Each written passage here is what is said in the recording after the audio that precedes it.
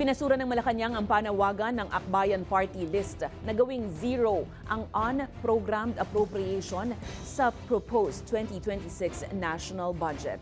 Una nang binatikos ni Akbayan Representative Chel Jokno ang paglobo ng unprogrammed funds sa 250 billion pesos para sa budget sa susunod na taon. Ang unprogrammed appropriation ay standby na pondo ng pamahalaan na maaari lang gamitin kung nagkaroon ng dagdag na pondo ang gobyerno. Iba ito sa program funds na garantisado na ang pondo. Pero ayon sa Akbayan, ginagamit umano ito para itago ang pagwawaldas sa kaban ng bayan. Depensa naman ng palasyo, kailangan ang unprogrammed budget at hindi naman ito basta-basta na lang nakukuha. Parang hindi po yata maaari mangyari yan. Marami po nagiging programa ang gobyerno at maaari pong magamit po ito sa pangangailangan kung may kailangan mga emergency cases or situations.